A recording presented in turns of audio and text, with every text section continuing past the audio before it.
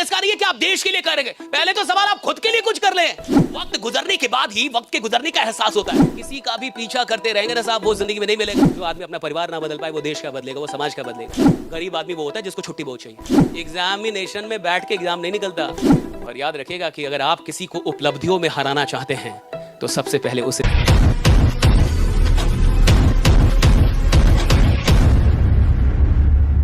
एक कहानी सुन लीजिए, मैं ज्यादा टाइम नहीं लूंगा। राइट, एक बड़ी इंटरेस्टिंग स्टोरी है, सुनिए। हरियाणा के अंदर एक बच्चे का जन्म होता है और उसका जन्म होता है, वो 3 बहनें उसकी पहले से थी, वो चौथा, यानी परिवार में 4 बच्चे हो गए, 3 बहनें और एक भाई। उसके पिताजी एयरफोर्स में नौकरी करते थे, सब कुछ बढ़िया चल रहा था।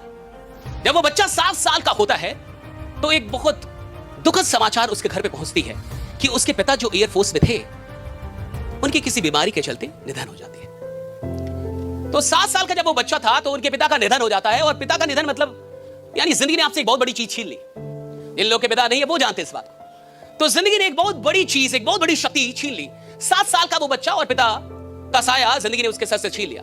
मां 3 बच्चियां, एक बच्चा। राइट, मां उनको कैसे भी करके पालती है, पोसती है, बड़ा करती है। और बच्चा पहुंच जाता है इंटरमीडिएट में। बहुत सारे लोग यहां होंगे जो इंटरमीडिएट में होंगे। और वो कॉमर्स की पढ़ाई कर रहा था, सब कुछ बढ़िया चल रहा था। और 2000 लगभग 14 या 15 में जब वो कॉमर्स का ट्यूशन करके घर लौट रहा था अपनी बाइक से, तो एक शाम उस शाम उसका रोड एक्सीडेंट होता है। और एक ट्रॉली ट्रैक्टर जो होता है सीमेंट की पूरी, उससे उसका एक्सीडेंट होता है। बहुत लंबा वो खींचा जाता है और उस एक्सीडेंट में वो हमेशा के लिए अपना एक पैर गंवा देता है। अब देखिए, वही एक लड़का था, 3 बहनें पहले से थी, मां थी, सब कुछ उसी पे था कि वही कुछ करेगा। और जो इंसान अपना शरीर का, कोई भी शरीर का जब अंग जाता है तो सिर्फ अंग नहीं जाता, आपकी एक आइडेंटिटी चली जाती है। Right, it's very tough. ये शारीरिक तौर पे कम चुनौतीपूर्ण है, मानसिक तौर पे बहुत ज्यादा चुनौतीपूर्ण है ये। इसलिए जब किसी का एक्सीडेंट होता है या कुछ वो शरीर का कोई पार्ट अगर वो चला तो उसको डिप्रेशन हो जाता है। राइट, क्योंकि आपकी आइडेंटिटी है वो। तो जब वो पैर चला जाता है उसका और वो हॉस्पिटल के बेड पे होता है तो उसकी मां रोती रहती है। तो वो अपनी मां से कहता है कि मां तुम रो मत, मैं तुमको जिंदगी की हर खुशी लाके दूंगा। हरियाणा का वो बच्चा, और वो उस समय हॉस्पिटल के बेड पे भी मां को समझाता है कि तुम रो मत, मैं तुमको जिंदगी की हर खुशी लाके दूंगा। फिर आगे चल के जब वो 2016 में पुणे में जाके उसका एक एस्थेटिक लेग यानी नकली पैर लगते हैं। और उसके बाद वो सोचता है कि मुझे करना क्या अब जिंदगी में, और वो चुनता है स्पोर्ट्स को, खेल को। और खेल में भी जैवलिन थ्रो जो होती है, जैवलिन थ्रो, राइट, आप जानते हैं, अभी तो पेरिस ओलंपिक भी चल रहा है। जैवलिन थ्रो को चुनता है और वो मेहनत करना शुरू करता है। 2018 में वो एक प्रतियोगिता में हिस्सा लेता है जहां वो 5वें नंबर पे आता है। फिर 19 में एशिया लेवल पे कंपटीशन होती है जहां वो सिल्वर लेके आता है। फिर पैरालंपिक का एक वर्ल्ड चैंपियनशिप होता है, वहां वो लेके आता है सिल्वर। और 2020 टोक्यो ओलंपिक में वो भारत के लिए गोल्ड मेडल लेके आता है। सुमित अंतल, उस लड़के का नाम है सुमित अंतल। उनके साथ हादसा किया, को छीन लिया, लेकिन फिर भी उस चुनौती को स्वीकार करके वो भारत के लिए गोल्ड लेके आए। आज ईश्वर ने हमें सब कुछ बढ़िया दिया है, बढ़िया माँ बाप, अच्छा शहर, अच्छा कोचिंग, अच्छे गुरु, सारी अच्छी व्यवस्था, और फिर भी हम काम ना करें, हम अभागे हैं साहब। फिर भी हम मेहनत ना करें, हम अभागे हैं साहब। और सवाल इसका नहीं है कि आप देश के लिए करेंगे, पहले तो सवाल आप खुद के लिए कुछ कर लें। देश के लिए तो बहुत बड़ा है सोचना कि मैं देश के लिए कुछ बड़ा कर पाऊं, मैं समाज के लिए। पहले तो आप अपने लिए ईमानदार हो जाएं कि मैं खुद को बढ़िया बना लूं, जैसा हूं वैसा ना रहूं, खुद को बदल लूं इस पटना में आके। और अगर मैं आइडियलाइज में हूं तो मैं अपनी पढ़ाई को, अपनी चीजों को आगे लेके जाऊं, कुछ अच्छा करूं। आप पिछले देखिए, और आपके पास बहुत टाइम नहीं होता, जब इंसान पढ़ाई कर लेता है ना तब पछतावा होता है साहब। अभी नहीं होगा, बाद में होता है। वक्त गुजरने के बाद ही वक्त के गुजरने का एहसास होता है। जब मौका चला जाता है तब आपको लगता है ये मौका बहुत बड़ा था। तो जब जिंदगी आपसे मौका छीन लेगी तब आपको लगेगा कि मुझे उस समय पढ़ लेना चाहिए। और किसी का भी पीछा करते रहेंगे ना साहब, वो जिंदगी में नहीं मिलेगा। जब आप जिंदगी में खुद पे मेहनत करेंगे, एक दिन दुनिया आपका पीछा करती है। आप जहां जाते लोग आपसे मिलना चाहते हैं। Right, people want to meet you, people want to see you. Right, people want to have clicks with you. Right, it's all about working on yourself.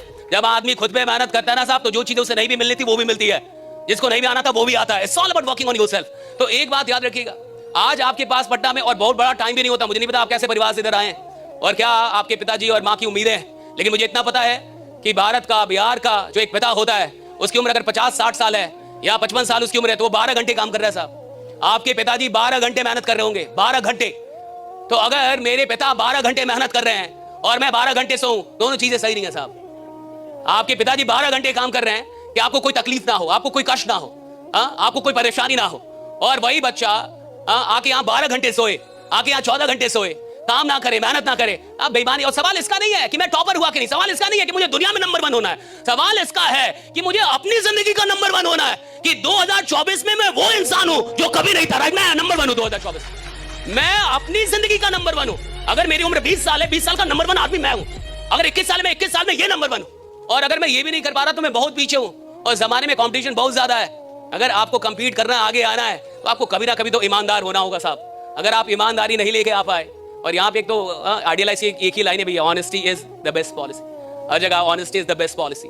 लेकिन ये ऑनेस्टी इतनी महंगी चीज है कि आप सस्ते लोगों से इसको उम्मीद ही नहीं कर सकते। This is so costly, this is so priceless. आप कितने ईमानदार हैं अपने एफर्ट्स में, ये देख लीजिएगा कि आपकी ईमानदारी कितनी है। लास्ट में एक बात बताता हूं। 2007 में एक आदमी ने दुनिया के सामने आके ये कहना शुरू किया, दुनिया की मीडिया को, कि मैं 2008 की ओलंपिक में वर्ल्ड रिकॉर्ड बनाऊंगा और 36 साल पुराना रिकॉर्ड तोड़ दूंगा। 36 साल पहले एक रिकॉर्ड बना था जब एक आदमी ने 7 गोल्ड मेडल जीते थे एक ही ओलंपिक। तो उसने कहा कि 2008 की बीजिंग ओलंपिक में मैं 8 गोल्ड मेडल जीतूंगा, और साथ में उसने बोलना शुरू कर दिया दुनिया की मीडिया के साथ। तो मीडिया ने समझा ये बड़ा एरोगेंट है, बड़ा घमंडी आदमी है, राइट, कैसे तोड़ेगा। और 8 गोल्ड मेडल क्या मजाक है, एक देश लेके नहीं आ पाता। एक देश लेके एक आदमी 8 गोल्ड मेडल एक ही ओलंपिक में। और 2008 की बीजिंग ओलंपिक से लगभग 11 महीने पहले शायद उसकी कलाई की हड्डी टूट गई, और वो था स्विमर, तैराक था। तो डॉक्टर ने कहा कि 14 दिन आपको पानी से बाहर रहना है। और उनका कहना है कि अगर एक एथलीट जो तैरता है वो एक दिन पानी में ना जाए तो उसका शरीर 2 दिन पीछे हो जाता है, यानी 2 दिन वो पीछे हो जाएगा। तो 14 दिनों तक उसने क्या किया कि स्टेशनरी बाइक आती है, आपने जिम में देखा होगा, जो लोग बैठ के और वो बाइक चलाते हैं, वो 3 घंटे बाइक चलाता था, 3 घंटे कंटिन्यूअसली, 14, ताकि एंड्योरेंस लेवल बना रहे शरीर का। और 14 दिन के बाद वो फिर से पानी में आता है। ओलंपिक होती है, ओलंपिक हुई बीजिंग ओलंपिक, और बीजिंग ओलंपिक में एक आदमी ओलंपिक का 36 साल पुराना रिकॉर्ड तोड़ता है। एक ही ओलंपिक में 8 गोल्ड मेडल जीतता है, और माइकल फेल्प्स का जन्म होता है। दुनिया जानती है माइकल फेल्प्स के बारे में। तो माइकल फेल्प्स से पूछा गया कि आपने ये कैसे कर दिया, how did you make this possible, right. 36 साल से कोई रिकॉर्ड चले, यानी उसमें दम होगा साहब। 36 साल दुनिया में कोई रिकॉर्ड ना टूटे, दम होगा साहब उसमें। और 36 साल के बाद कोई आदमी आके तोड़ दे, और एक साल पहले बोल के कि मैं तोड़ूंगा, एक साल पहले बोल के कि मैं 8 गोल्ड मेडल, अरे भैया बहुत बड़ी बात है। इधर तो आदमी जल्दी बोल नहीं पाता कि मैं एग्जाम निकाल दूंगा, कहता देखेंगे, बोल नहीं पाता मैं अंग्रेजी बोल लूंगा, सोचेंगे। भैया वो आदमी बोल रहा 8 गोल्ड मेडल लेके आऊंगा, क्यों। उससे पूछा कि आपने किया क्या। उसने कहा कि मैंने 4 साल तक, अब गौर से सुन लीजिए, राइट, इससे पता चल जाएगा कि आप जिंदगी में जाएंगे कहां। देखिए, सबकी अपनी जिंदगी है, सबके अपने माँ बाप हैं, सबका अपना परिवार है। देश क्या आप बदलेंगे। अगर जो आदमी अपना परिवार ना बदल पाए, वो देश का बदलेगा, वो समाज का बदलेगा। आपके माँ बाप भैया आपकी जिम्मेवारी है। जिस आदमी ने सचेत होना है, जागना, वो जाग जाता है साहब। जिसको जागना ही नहीं है वो सोया ही रहेगा। सवाल इसका है नहीं कि आज तक आप क्या थे, सवाल इसका है कि आज के बाद आप क्या बनेंगे। सवाल इसका है नहीं कि आज तक मैंने क्या गलतियां की, सवाल इसका है कि आज के बाद गलतियां छोड़ूंगा कि नहीं। सवाल इसका है नहीं कि आज तक मैं कैसा आदमी था, सवाल इसका है कि आज के बाद बनना क्या चाहता हूं। कभी भी आदमी जागता है, कहीं से जागता है, कहीं से सुधरता है, उसकी शुरुआत कहीं से भी हो सकती है। सवाल इसका है कि आज के बाद भी आपको वैसा ही रहना जैसे रह गए आप, आज तक भी वैसे ही आगे भी रहना, या आप कुछ बदलेंगे अपने आप को, आपकी जिंदगी, आपके माँ बाप आप जाने, आपके भाई बहन आप जाने। जिसको जो करना है करता है साहब, आप पटना है सब नहीं आए। ये मौका आपको बार बार जीवन में नहीं मिलेगा, ये याद रखिएगा। अब एक बात समझिए, उससे पूछा गया, उसने कहा कि 4 साल, गौर से सुन लीजिए, कान खोल के, दिमाग खोलिए, कहा कि 4 साल तक बिना एक दिन छुट्टी लिए, जब अमेरिका में 25 दिसंबर को पूरा अमेरिका छुट्टी मनाता था, उस दिन भी, यानी क्रिसमस के दिन भी, उस 25 दिसंबर को भी मैं अकेला प्रैक्टिस करता था, 10 से 12 घंटे पानी में रहता था और तैरता था। 4 साल बिना एक दिन छुट्टी लिए, फिर से सुनिए, 4 साल बिना एक दिन छुट्टी लिए, और मैं एक दिन 10 से 12 घंटे पानी में था। 4 साल बिना एक दिन छुट्टी लिए। अगर आप और मैं आते, एक दिन में क्या जाता है। अरे मैं 364 दिन काम कर रहा हूं, एक दिन ना भी करूं तो क्या जाता है, हम तो यही सोचेंगे ना। वो कह रहा है कि क्रिसमस के दिन अमेरिका छुट्टी मनाता था, मैं पानी में रहता था, मैं प्रैक्टिस करता था। 4 साल बिना एक दिन छुट्टी लिए। आपको बात समझ में आ रही। 4 साल बिना एक दिन छुट्टी लिए। गरीब आदमी वो होता है जिसको छुट्टी बहुत चाहिए, जिसको बहुत छुट्टी चाहिए ना, गरीब आदमी। असफल आदमी को छुट्टी चाहिए, असफल आदमी को आराम चाहिए, गरीब आदमी को आराम चाहिए। गरीब आदमी सिर्फ छुट्टी मांगेगा, और उसके लिए वो बॉस भगवान होता है जो छुट्टी दे दे। जिस आदमी को रिकॉर्ड बनाने हो, जिस आदमी को लीजेंड बनना होता है ना साहब, उसको छुट्टी से नफरत होती है, राइट। उसको आराम से नफरत होती है, उसको काम चाहिए साहब, उसको वो प्रैक्टिस। और याद रखिएगा, चैंपियन खेल में नहीं बनते, चैंपियन मैदान में नहीं बनते, चैंपियन मैदान में उतरने से पहले बन जाते हैं। चैंपियन मैदान में पैदा होता है नहीं साहब, चैंपियन अभ्यास में पैदा हो जाता है। 2008 में जब माइकल फेल्प्स ने बीजिंग ओलंपिक में 8 गोल्ड मेडल जीता, उससे पहले बोल दिया था, वो साथ में बोल रहा था मैं जीतूंगा। 8 में तो दुनिया ने देखा, 7 में तो वो जानता था कि मैं बन रहा हूं।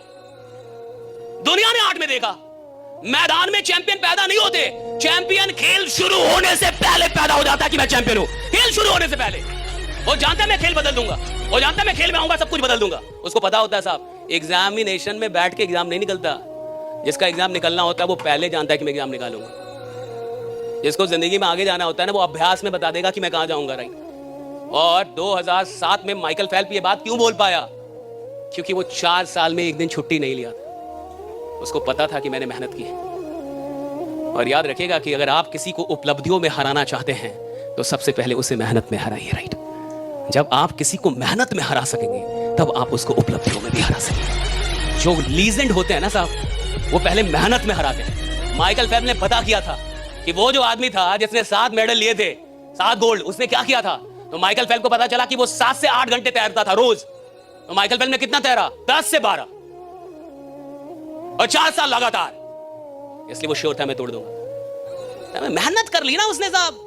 जिसने मेहनत कर लिया ना साहब, उसके अंदर विश्वास आता है, और विश्वास मेहनत से पैदा होता है। और जब एक बार विश्वास आ जाए तो आप दुनिया में कुछ भी हासिल कर सकते हैं, right. You can achieve anything.